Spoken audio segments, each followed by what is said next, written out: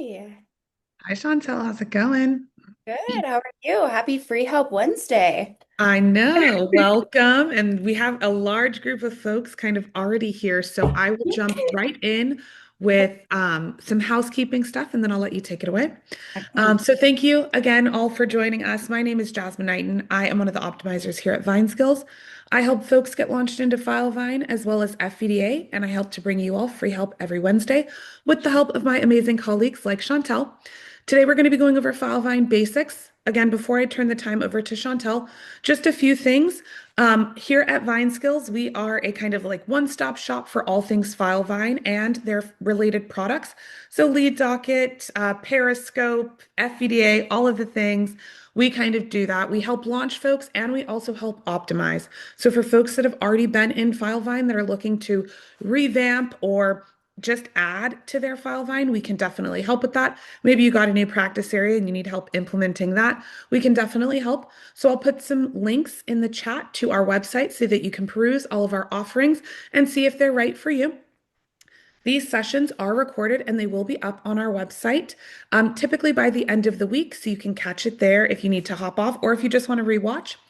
We do offer these almost every Wednesday, outside of a few Wednesdays where we may be on a retreat or a holiday or something like that. But feel free to look at our website to see any of the upcoming sessions so that you can plan to join a future free help. I will also put my email as well as Chantel's email in the chat so that if you all decide that you do want to take advantage of any of our services, you can reach out to us and we can direct you to the right people to get that done. Last thing, if you all have any questions during this, feel free to use that Q&A feature down at the bottom. We will be monitoring it so that we can answer any of those questions as they come up. Chantelle, I think that that's all for me. I'll let you take it away. Excellent. Okay, super excited to be here. This is my first free help, and today we're going to go over Filevine basics and kind of just talk through all of my favorite features. So I certainly hope that you guys learned something today. But yeah, I'm going to go ahead and share my screen. If there are any questions, Jasmine is going to be monitoring the chat, so just reach out and then we will address those. Perfect. Okay. All right, team. So, kind of just jumping into it, I want to talk about the black bar here. Okay, so perhaps we jump out of this project and see it on a larger scale here. So, the black bar within our file vine is going to be all org level um, pieces, right? Rather than being in a project and seeing our project level calendar, things like our org level calendar is accessible here. So just a quick call out when we see the black bar as well as the main menu here, that's all going to be project related information, or excuse me, org level information. Um, Perfect. Another call out here is we have the ability to configure our main menu items here. So perhaps we practice PI and it's not going to be advantageous for us to have our timesheet. We can go ahead and just drag and move that down. Perhaps we do a lot of edits and we're like, I want, advanced settings up at the top so it's just right there when I need it. We can go ahead and move those as needed. Perfect. Jumping into the mailroom. This is an amazing resource. For those folks that don't have Lead Docket, this is a wonderful place for us to text potential clients rather than having a project associated with them. If we don't know if we're going to move forward with them, we don't want to create a project and, like kind of clog up our contacts, clog up our project hub. So this is an excellent place to text rather than creating projects. I've also seen people use the mailroom if you get a lot of physical mail and you need to scan it in, instead of somebody having to decipher right then and there which project it goes to, they can scan it into the mailroom. Every mailroom comes with a preset kind of email address at the top. You can always make edits to it. But if you scan it into there, it comes into here, and whoever has access to the mailroom can then push it to whichever projects it needs to go to. That is an excellent call out. You're right. So we do have the ability to configure that because oftentimes they do come and they're just like super duper long. So to make it a bit more digestible, we absolutely can edit that. But yes, pushing those items here by using that email address is definitely a time saver. And that's kind of the objective of Filevine, right? To make our lives a little bit easier. So good call out. Awesome. Next, I want to talk about setting up texting in Filevine. I feel like this is super imperative. A lot of firms are utilizing this free feature, but it does take a few weeks to get that set up. So let's just talk about what that looks like for people who haven't done this yet or um, haven't even joined Filevine and are thinking about it. So we're going to go to our advanced settings here. So main menu, advanced, and then it's going to be in our org phone numbers. I have a ton of orgs, but you guys won't. So this is our demo environment. Just a quick call out here, we will add a phone number. So we will be able to add the area code that we prefer, right? I'm not going to do this today, but but that's what I would do if I wanted to.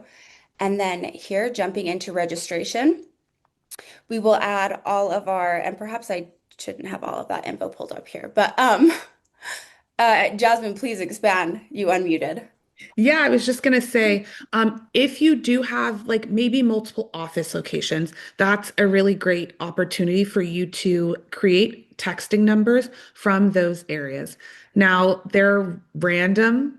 There's no way to actually type out the full number, but you can at least type in the area code. You can Yeah, see that we have some of ours named. So you can, these are connected specifically to a project. You have the option to unassign from that specific project. The default is going to be available to all of your projects, but if you, again, if you add other numbers, you can make those general available to all of the projects there. And then if it's again for different offices, I usually just name them based off of that office location. So like Los Angeles office, uh, Salt Lake City office, and kind of have those there. Now, every now and then, because I've worked with a few firms that are in really popular areas, and so there's not phone numbers in those like popular area codes, you can always come back in here and, maybe after a few months and search to see if that number's now become available because Filevine will release these. So if you don't use your number, I think it's like every couple of months, right. Filevine will remove it from the system. You do have to use them. So don't go crazy and just say, I'm going to add 15 numbers and then never use them. Filevine will remove them. So just keep that in mind here. Chantelle, it looks like we have a question regarding the Yes. mailroom. Can you have a mailroom for each employee? Yeah, so I mean, Jasmine, no. The answer is no, right? I mean, it's going to be as a whole. Um, we're going to have one mailroom per org, but feel free to expand on that. Yeah, so I think we've had some optimizers here at Vineskills that have found some creative solutions, right? So if you're like, this needs to go to this specific individual, you could always create a project. So for folks that work with us here at Vineskills, we upload an admin project. It has a library of training videos. You can kind of do whatever you would like for that. Or some folks have like an onboarding, like we have an onboarding project for everybody that has our standard operating procedures and all of that good stuff. You could do something like that and then push data into those projects for those Sure. individual people, depending on what you're looking for the mailroom, right? Again, if it's specific to that person, you could push it to their project and create a project. Make sure that, if you're like, it should only be accessed by that person and then maybe a Mhm. few higher ups, you can totally do that in the team section of the project. If it's more so, I want my team to be able to access the mailroom, but I want each of them to have kind of a different focus. That is not possible just yet in Filevine. I Right. don't know if it's coming. If that's something that you are interested in, right? One mailroom that maybe has more of compartments or something like that, you can always suggest something like that to Filevine. In the upper right-hand corner of everybody's Filevine, you should see that little question mark, and there's a place where you can share your feedback.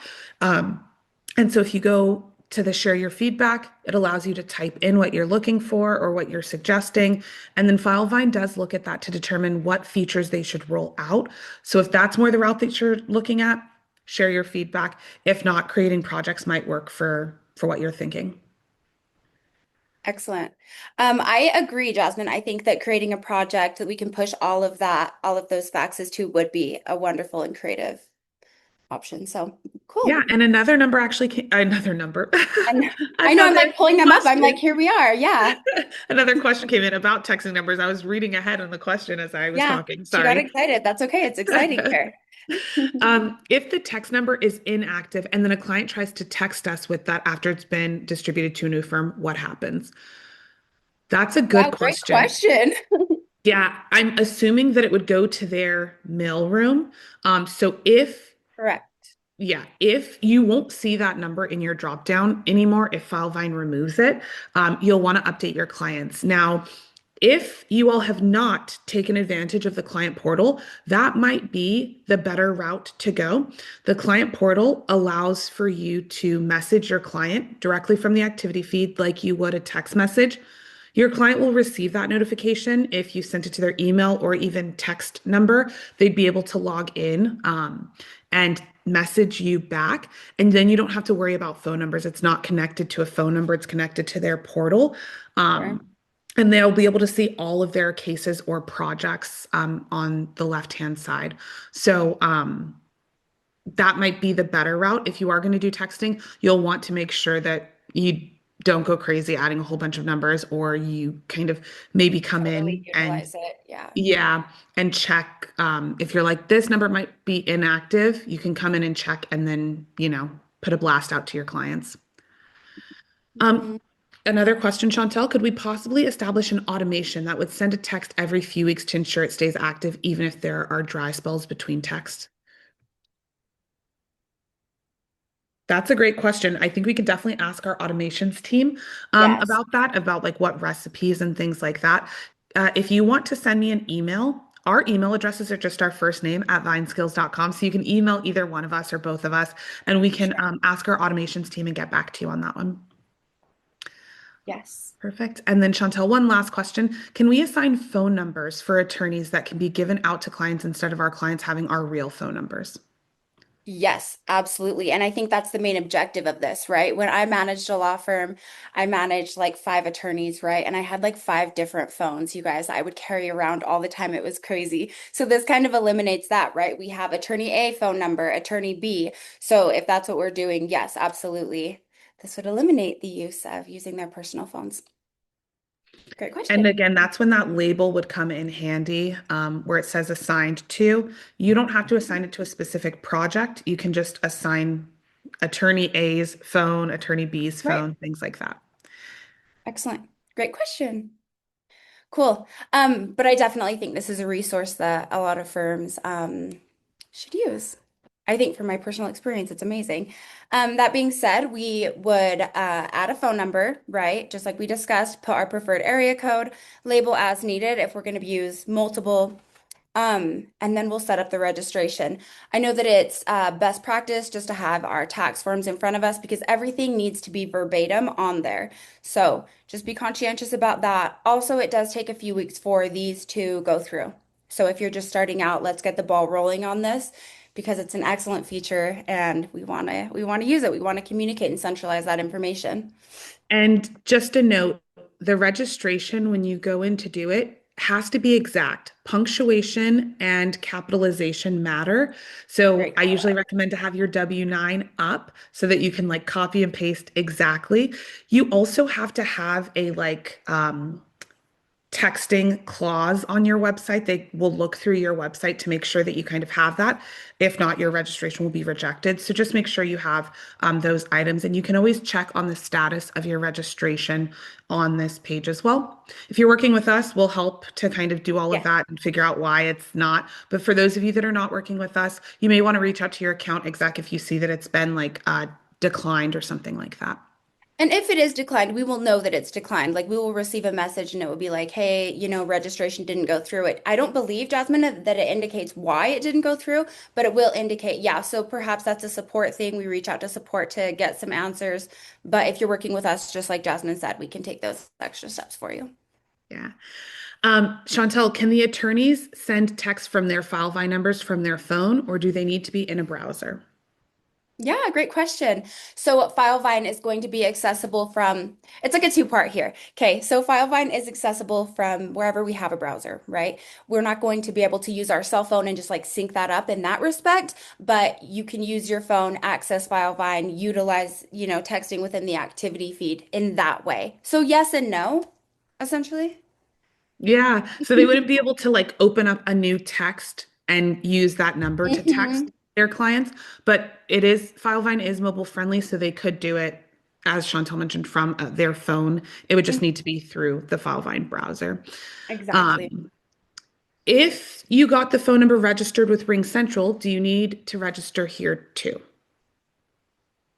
That's a that's a great question. So I know Jasmine, you've worked with Ring Central a lot. Can you speak to this Yeah, a little bit for absolutely. me? Thank you. Yeah. So if you have the Ring Central integration, they'll kind of handle all of it. You don't need to register. You won't even come in to add a mobile number here. Ring Central will kind of do that integration. It pulls from their site into usually a project, like a Ring Central project or something like that, where all of your calls and text messages will kind of be logged in that way. If you have not done the integration, highly recommend Fuel Digital is the company that Yes. manages that integration. Um, but if you've done that and they've integrated it for you, then you shouldn't need to kind of come in and add a number or anything like that. They do that piece. Excellent. Great questions, team. Cool. Um, just seeing if there's anything else I want to cover in here. I know we spoke earlier a little bit about this being org level, right? So I did want to touch on the calendar here. This is our org level calendar. So for projects that we are subscribed to, we will see all of those deadlines, right? Upcoming events, things like that. The imperative thing here is that we are subscribed, right? So we're not going to see all of the deadlines for other individual projects that we're not working on, so it's not going to get clogged in that respect, but do be conscientious about subscription of the projects that we're working on. Um, Perfect. Obviously, when we jump into our project and we're looking at this on a project level, we will see our project calendar. But just a quick call out here, we also have the ability within Filevine to kind of sync that up with our Google or our Outlook. So amazing feature. That way, we can see that information in both places. So they're kind of communicating. One quick call out that I want to make though is if we enter a calendar event in our Outlook, we're not going to be able to edit it in Filevine, right? So it's going to be best practice to enter those in one place so we have that like one source of truth and there's no confusion there in terms of like editing or revising those. So if we're adding that all in Outlook now, let's remain doing that and maintain consistent with that process just to make life easier. Um, yeah, but that being said, we have a couple of options here. Are we going to see our Google or our Office 365? Do we want to see our appointments, our deadlines? We also are going to have the ability to add other individuals within the firm here so we can see their calendars. We also have a couple of different views, right? I think we get very stuck up on the idea that we can only see our month view here, but I live in week view. That's like my absolute favorite. Jasmine, you unmuted. What were you going to say? Oh, no, no. I was just going to say, if you've connected your Google or Outlook calendar, because I've had a couple of firms that I've worked with be like, I can't see any of the Filevine items. You have to go into your calendar and there's a little calendar that says Filevine. You have to check that box to see those items visible in your calendar. So if you haven't Wow. done that and you're like, I haven't seen this, it's going to look just like this here, but it'll say Filevine. I think usually it's like US holidays is another option that you may see their Like birthday. write down. Yeah. Yeah, all of those little calendars. Just make sure that you check Filevine. For all of the deadlines, they are going to come in as banner items. There's no time associated with them. So those are going to be at the top of the calendar, not listed in the kind of like hour timeline. So just a few notes there for the visibility piece. Right. Just kind of expect that to be an all day event, right? Perfect. Good call out. Yes, let's adjust the view here just so we can see what that looks like. So we can kind of drill down on that a little bit. I have one for my Tim Ben project. Those are my cat's names. Um, Perfect. All right, another question came in. When they come into Outlook from Filevine, do they have a reminder of any sort since they are a banner? So the reminder is going to come inside of Filevine for Correct. those deadline events. You have the option to add reminders externally. And so you could do Yes, that, Chantel, if you want to walk them through how I to do would that. love to. I plan to. So let's get into it. Perfect. We jumped ahead. Sorry. No, it is okay. Why does my brain not work? Okay, setup. Here we are. A quick call out here. This is where we're going to go ahead and link that, right? We have the ability to update our profile photo if we want and our username here. Regarding notifications, jumping right into it, we can do immediate notifications, daily digests, and this is where we'll configure it. Um, So the daily is where those reminders are going to be located. It's that very first option. It's going to send you an email in the evening of all of the deadline reminders for projects that you're subscribed to. So that subscription that Chantel mentioned for you to be able to see the events is what also is pulling into here. So it's not just going to show you all of the deadline reminders across all of the projects that you have access to. You have to be subscribed in order to get those. And these are correct. only going to come via email. The immediate, you have the option to do email, phone, or Slack, but Mhm. there's not really a deadline reminder option here in the immediate. Perfect. Okay, Thank you. perfect. Yeah, so a few other questions came in. Our 365 entries are not showing on the Filevine calendar. It works for some users, but not for others. The projects are linked. Any suggestions? I think Okay. that that's Yeah. going to come back down to that subscription. So you'll want to make sure that they're subscribed to all of the projects. Even if your projects are linked, that doesn't automatically mean that you're subscribed to all of the linked projects. It's a either push of in the team section, making sure Yeah. everybody's Should we jump subscribed. into it? Yeah. Yeah. So we can show you a few different ways that you can subscribe to a project. I'm guessing that that's it. If that doesn't solve the issue, you can Mhm. shoot us an email and we can try to help you dive into what's going on there. Yes, totally. I would definitely go in and look, right? So we'll jump into advanced setup. Um, and then here you can just see all of our team members, right? Like within our default team. But then we can go ahead and subscribe that individual. So that would be like my first troubleshooting step would be to see, hey, are we actually subscribed to the projects that we are in the team, like working? But yes, obviously reach out. We'd be happy to help. And you can also view it. So if you're like, I know that there's a specific project, right? I don't want them subscribed to everything, but I want them subscribed to individual projects. You can view that in the individual project as well. There's a few different places.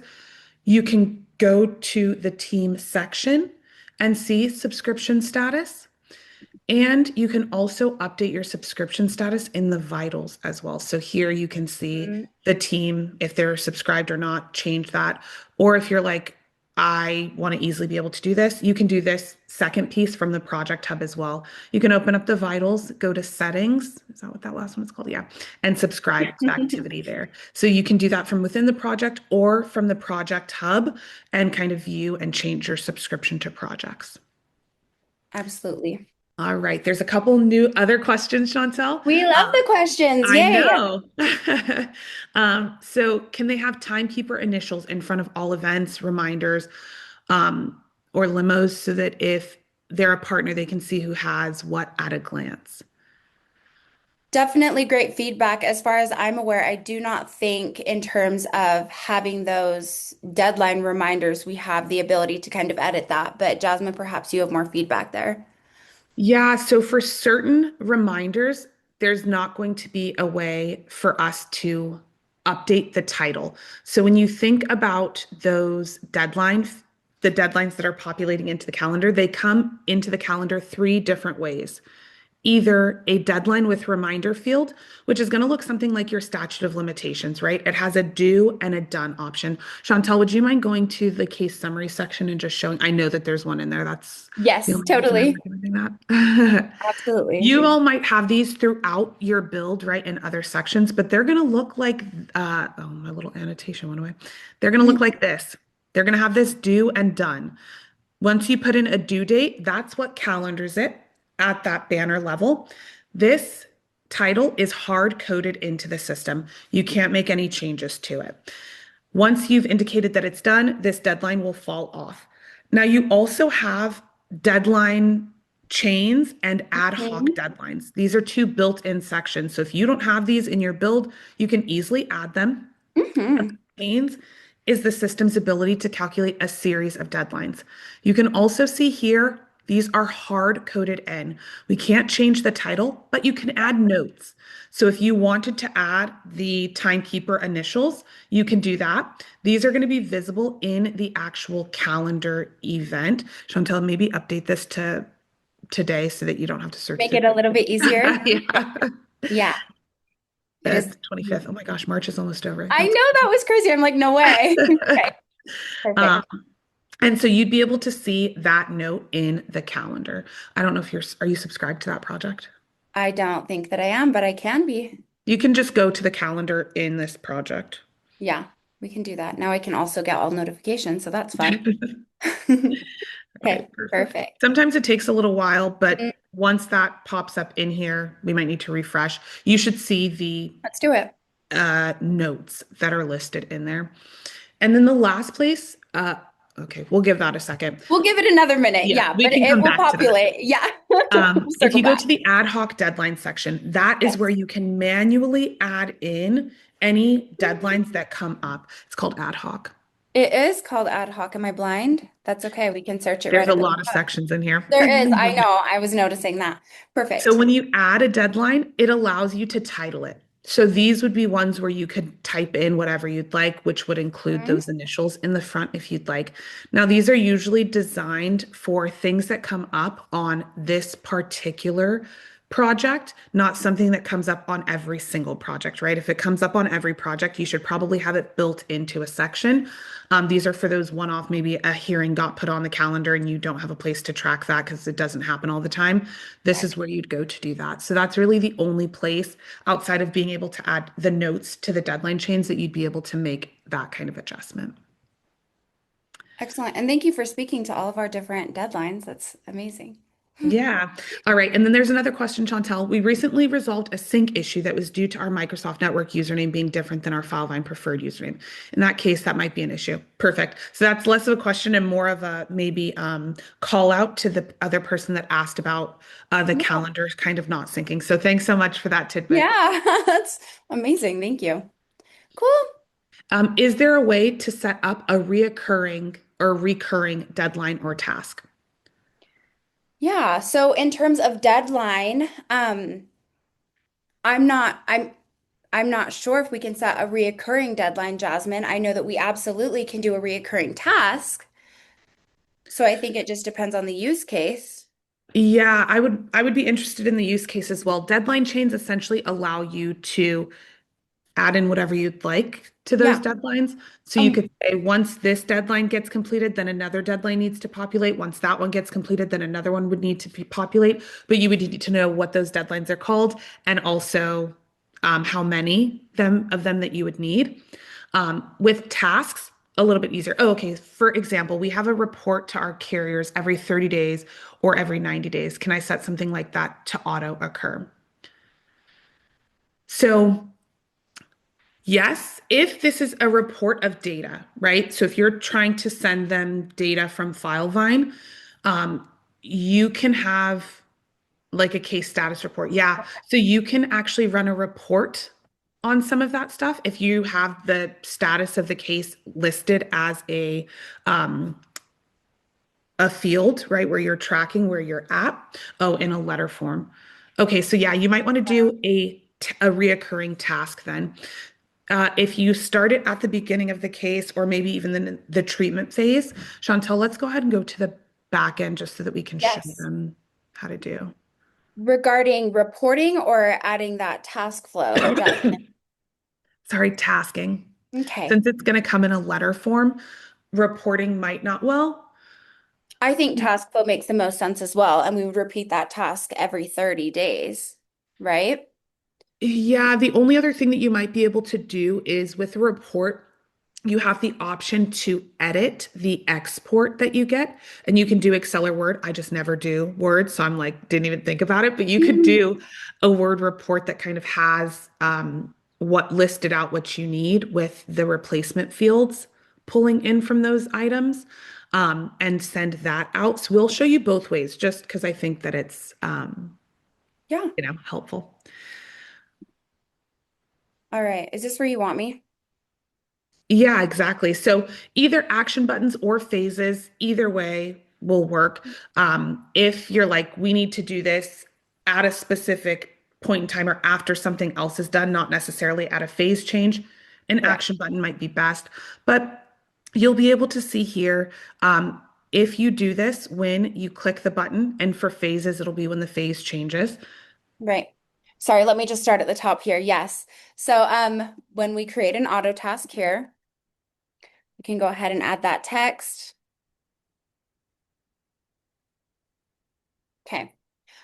This is asking us when another auto task is completed. Do we want this to um like prompt us to execute that task or when we select that button? So here we're in our buttons, our action buttons. So we'll do when we activate that button. Um, this is create after. So it's asking us when we want that task to be created, like 5 days after we push that button, 7 days, and then when is it going to be due? So we can go ahead and activate that, same day, 30 days after it will be due, and then we have the option of repeating that every 30 days. So perhaps with this situation, this would be kind of a good build out for it. Yeah, and if you're adding or if you track your time, the nice thing about tasks in general, right, even if they're not repeating, you can add time tracking details so that the attorneys don't have to remember to go in and add their time for doing this. You can have Right. it hard coded. It'll pop up once you press complete this task, and they'll be able to kind of go in, and then you'll want to assign it to the attorney. You may also want to notify the paralegal or case manager or whoever is Yes, usually yes. following up with the attorneys to make sure that they got it done.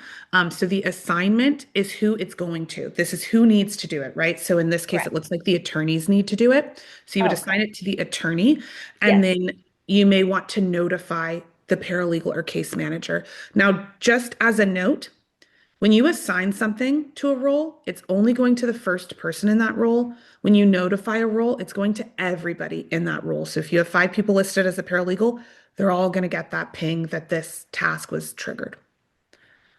Right.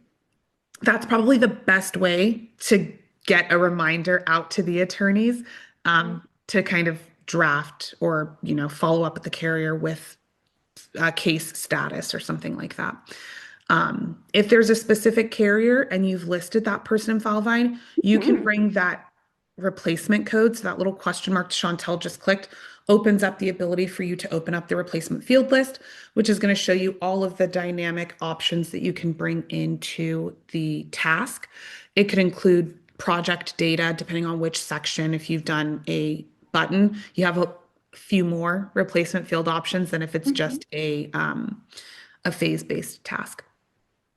Yes, and I think that's an excellent call out because that is going to save us some time in our day to day rather than it saying follow up with carrier. It's like follow up with X, Y, and Z carrier. So just little things. Perfect. Perfect. Okay.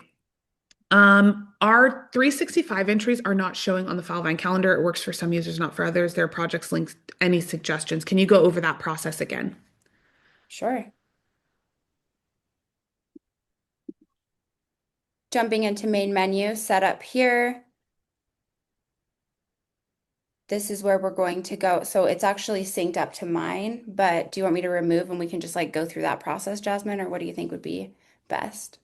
I think that it sounds like they're connected. It's just not showing some of the calendar events Oh, showing. So I'm okay. guessing it's the subscription piece. They just want you to walk back through that. Oh, sure. Yeah, I wasn't sure which piece. Sorry. Okay, let's jump into my project here. So, as Jasmine mentioned, there's going to be several ways that we can do this. So, I'm in my project right now, checking my subscription. I jumped into my team section here. Looking at members, we can go through and subscribe folks here. However, we can also go to our vitals and then settings and then subscribe to activity. So, perfect. I Perfect. hope that helped. Yeah. Um, since you're in the task flow setup, one of the one of their tasks has stopped auto-populating. The replacement field for deponent name was working, but it's no longer pulling info into their task. Do you know how to fix that? Yeah, I'm just looking at this question. Sorry, I just cleared it. It's It's in the okay. I answer. know it's gone. It's gone now. It's in the That's answer tab. okay. Okay. So have we made, I would assume in terms of like troubleshooting that, have we made any edits to our template that would adjust kind of the field name there? Which is fine, no longer pulling into my caseload. That's what I would think, Jasmine, unless you have any additional feedback. But those codes don't really, they wouldn't change, I would assume, unless we made edits to our template to the way that they're reflecting. So I don't know Yeah, if that we, might be one that's a great first kind of place to look for sure. sure. As far as troubleshooting outside of that, you may want to delete the task and re-add it and see if that helps. If not, I'd recommend getting on with Filevine support. That question mark that we talked about a little bit ago, you can go in and it directs you to Filevine support. I think it's called support in that little question mark. Yeah, But sorry. no worries. So you can go into their help center. It's called Help Oh, it Center. is the help center. Yep. So that's where you can go to access Filevine support. Sometimes some of the issues are things that you or I won't be able to see, right? It requires Filevine to dive a little bit deeper. And so if you're still seeing that as an issue, highly recommend hopping on with them. It's a Totally. Zoom call so that you'll be able to share your screen and dive into kind of, what's going on. Okay. Perfect. Yeah, you're totally good. I would try that first, right? Try removing it and re-adding it, and then if that doesn't work, then support. And also checking, yeah, if that code is still accurate. Cool. Okay, no more questions? I Not love for all the now. questions. This is amazing. It's been like really cool and challenging. We don't have to be structured all the time. Awesome. Okay. So we have a little bit of time left. Let's see what other really cool things I intended to go over if we don't have any other questions. So honestly, today, let's just like hone in on the black bar. Let's talk about things on an org level. Um, I would love to talk about the project hub. The project hub is going to be that 30,000 foot view of all of our cases, right? So we can see our project name, our project type. If we have multiple practice areas, we will see all of those here. The phase in which that project is living, any associating tags, the primary individual on that, last activity, which is one of my absolute favorites, and created date. One quick call out here is when we conclude a project in Filevine, we are going to archive it. That data is not lost, it's just not immediately visible. So here we can show our archived projects and we will see the projects that we have concluded here.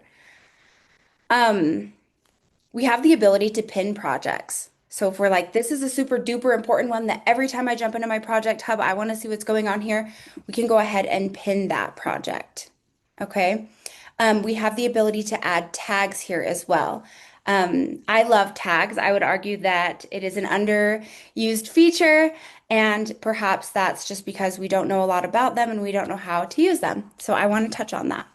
So tags are essentially our ability to meaningfully group items. So, for example, if we wanted to group all of our MVCs, right, we could go ahead and group those.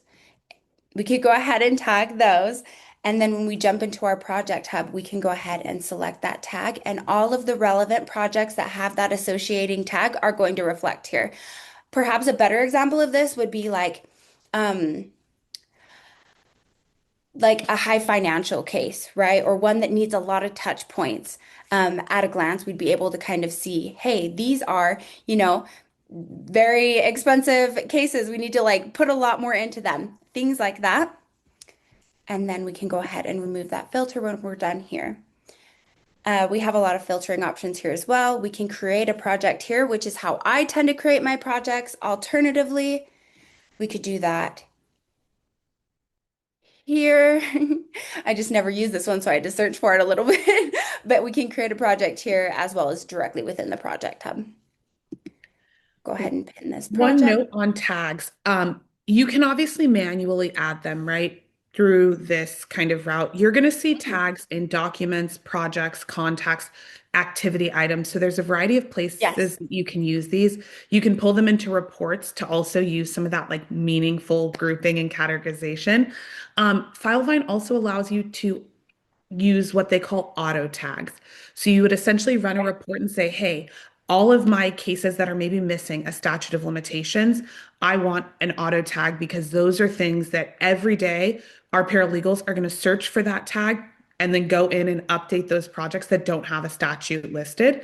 Um, you can manage them in those ways, and the system automates those. So once you have a statute put in, it'll remove that tag for you. So those are a really nice function as well, to kind of take advantage of if you're thinking about really upping your tag game.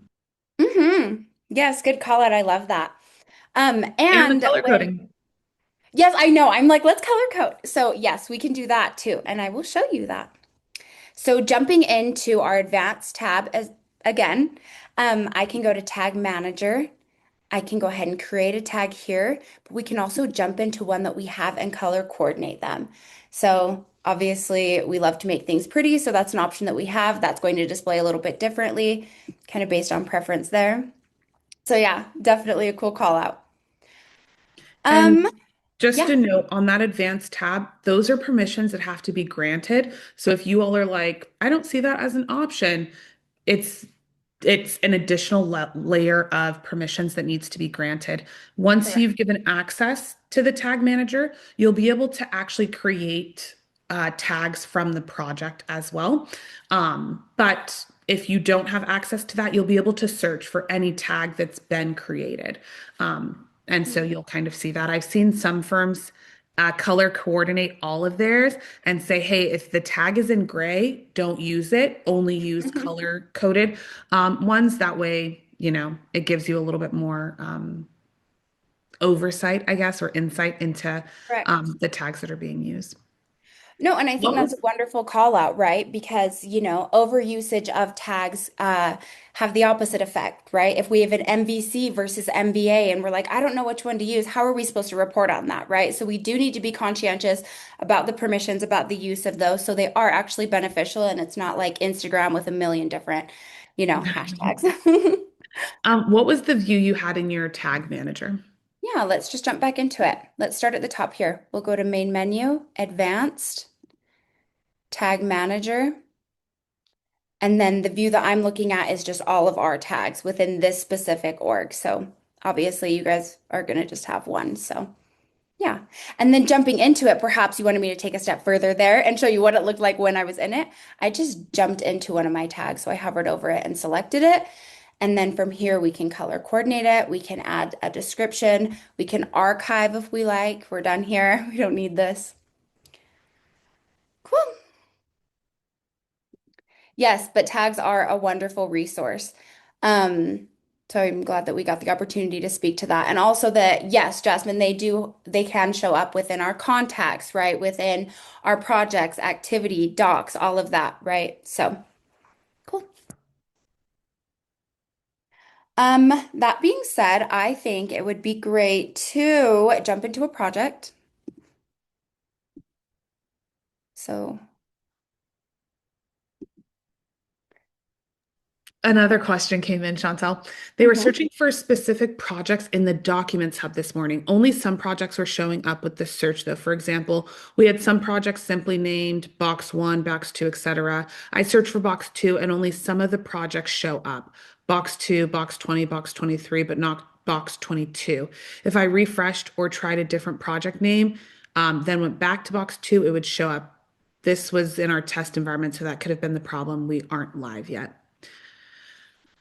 Got it.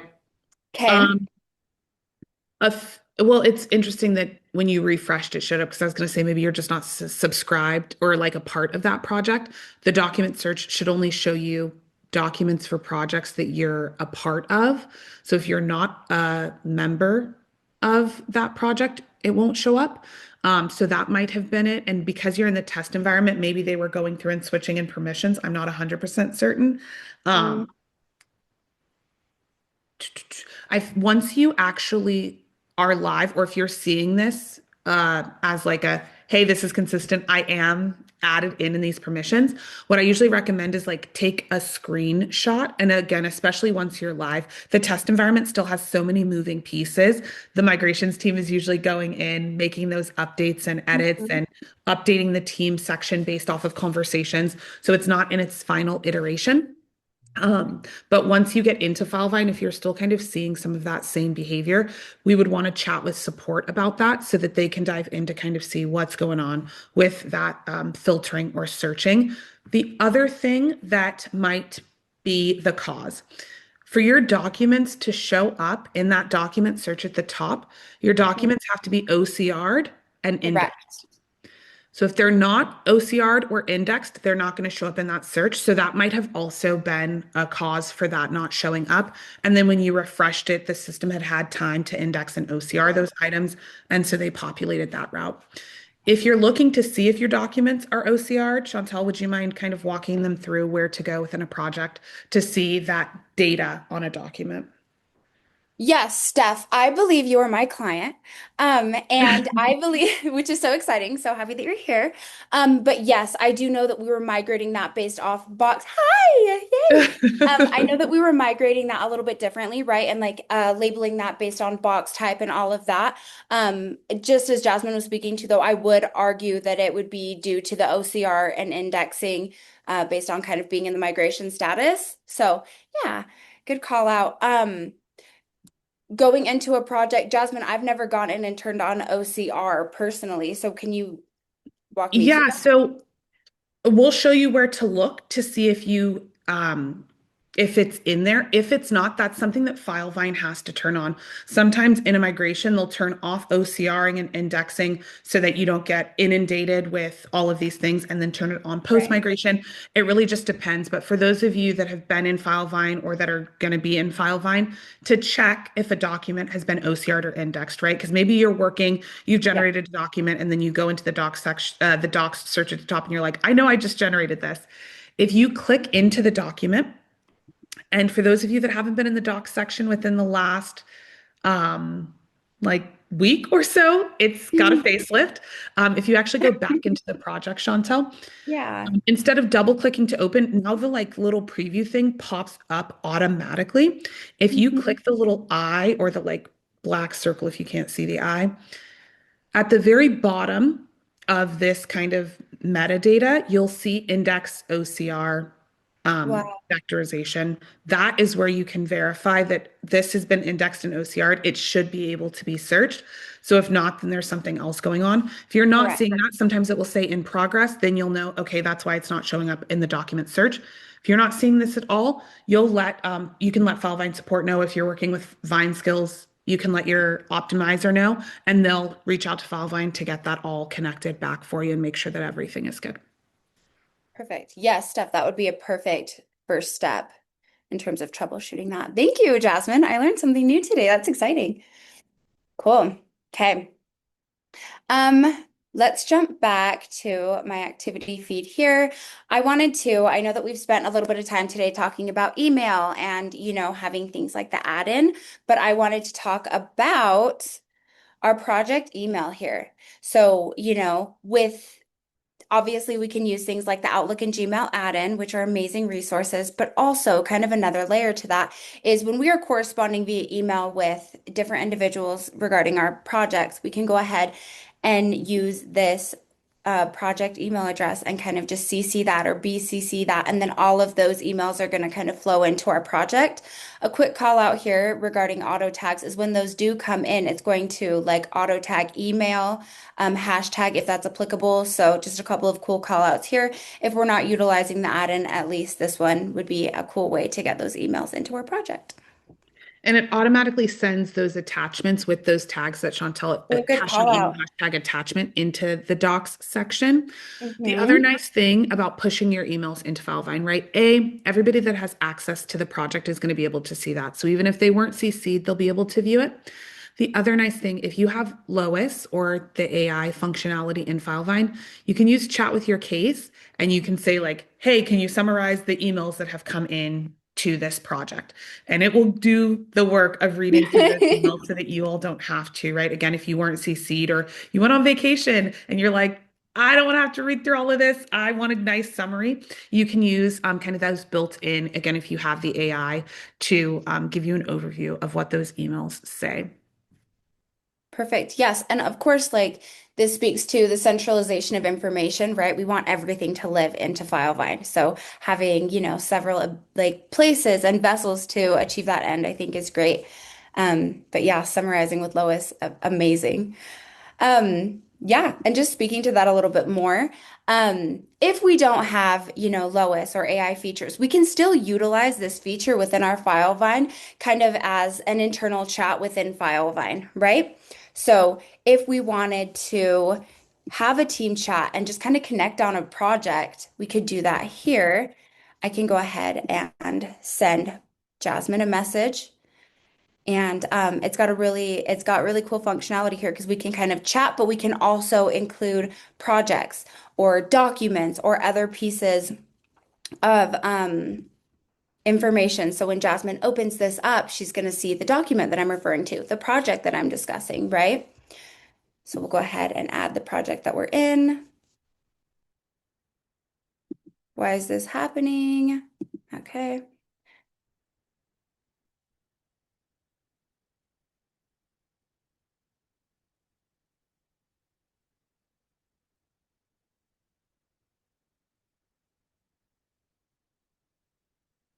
Perfect. So she'll see that on her end. We can add that project. I don't know why it was giving me grief a second ago. But we can communicate about this and then we can go ahead and push that into, there she is. She's like, yes, let's go. And then we can push that into our project. So other individuals that are working within our project that are subscribed to that are working in there, they can see that correspondence as well. But here internally, we can communicate and we can, kind of work together on whatever we're working towards with that project.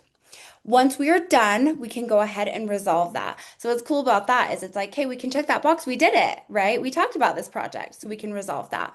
Once we've resolved and worked through whatever we're working through, that chat is no longer going to show up as active. It will show up as resolved. But what's really cool about Filevine is when we're done with something, archive, resolved, whatever, that data is still available. So it'll just live in our resolved here, just not our active chats. Chantelle, another question came in regarding emails. Is it possible to have the email attachments auto move to a sub file under an emails folder in the documents called attachments? To have the email attachments auto move. Okay, are we I would if I was using the add-in, so we're speaking to the add-in, right? I think just in general. So you can talk about the add-in. If they're not using the add-in, there's a way that's not native. But okay, so they are using the add-in. Excellent. Yeah, so if we're using the add-in, um, what we have the ability to do is select the desired folder that we want to move that to. If we're asking in terms of like automatically doing it and taking it a step further, um, I do not know if that's a functionality that the add-in has. Jasmine, perhaps you can speak to that a little bit more. But basically, when we're in there and we have that attachment, we would just like select the project and then where we want that to be housed within that project. So it's not like a ton of steps, but Yeah, yeah. so with the add-in, it's a manual process. We have a toolbox called Optimization Toolbox that will do that for you. So when you push the emails into Filevine, it automatically moves it to a subfolder for you. I will put the link to that so that you can see if that's something that you're interested in. It does a few other things besides that, but that's kind of a big main kind of functionality of that. So I'll put that in the chat for you to kind of peruse. All right. It looks like another question came in. Emails have started pushing through as attachments or docs within the project when the project email is CC'd, regardless of using the add-in. This started recently for our org. Yeah, so I think because they've updated that docs section, that .eml file automatically comes in. Chantel, if you go to the docs section, um, Yeah. they Yeah. can kind of see even just some of the filtering on there. Oh, but we're saying that all of our documents are coming in as attachments. Oh, because it's coming in as a dot email. Is that correct?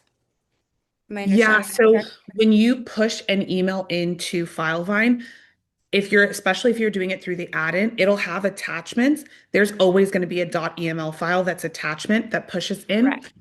When you go to configure in this new project doc section, you have email specific information that's in here. So that's likely why they turned this on for most orgs last week, which is probably why you're seeing that new kind of update. They've changed kind of the filtering in here, make it a little bit easier for folks to kind of see those items. Oh, Perfect. perfect. Yeah, somebody, okay, so with the new project documents view, you can see who sent the email and when it was sent. This seems to only work when emails are added through the add-in. If you drag an email into the project, will it show the additional information?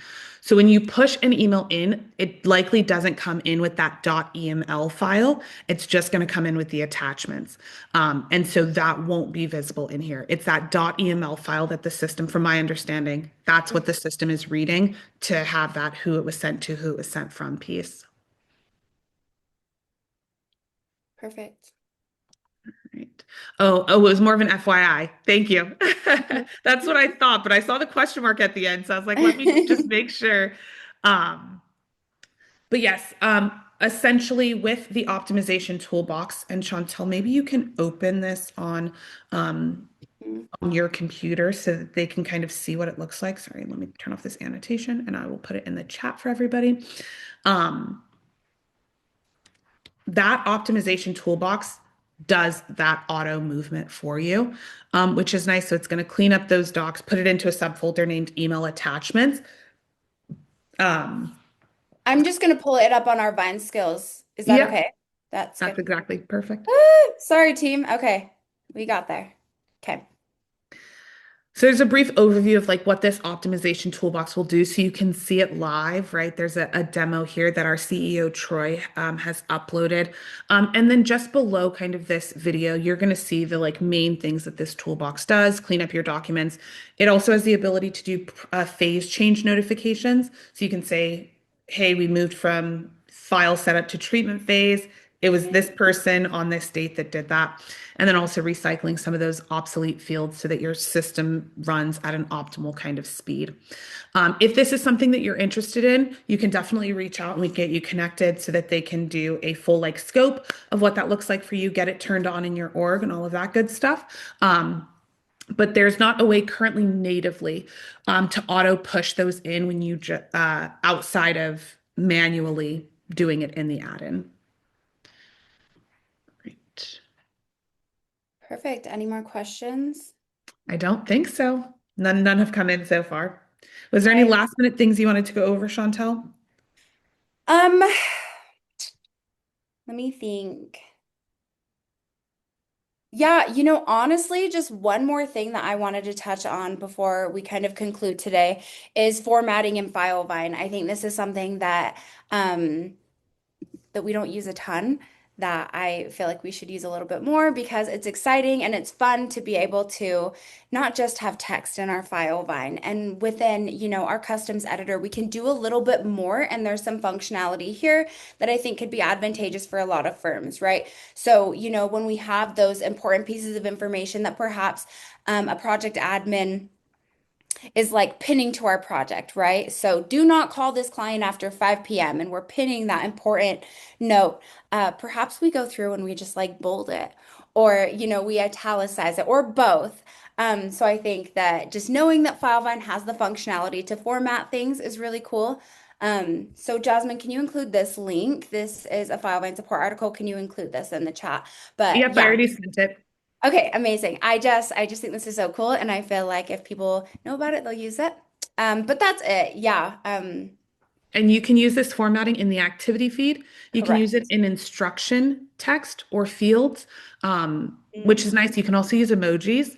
So you You can can add use some emojis. additional razzle Yes. dazzle there as well. Yes. Yeah, so it will need to be in like the appropriate file vine like standard text. I've been able to like find that by asking like Google to like essentially get me the appropriate formatting. So just to do a little bit of research regarding the emojis, but yes, good call out. Very cool features that we can do. We can make it fun. But yeah, it looks like we're at time, team. Yeah.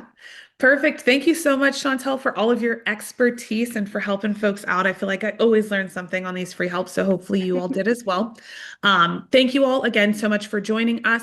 Hopefully, we see you in a future free help session. If you haven't already subscribed to our YouTube channel, definitely go in and do that. We put a lot of great content on there as well. We'd love to kind of have you all be able to see those on a wider scale. As a reminder, this recording will be up on our website. And again, look at our website to see the upcoming free help sessions and join those. Thanks so much, Chantel. I hope you guys have a Thank great rest of your you. day. Bye, Bye bye. guys.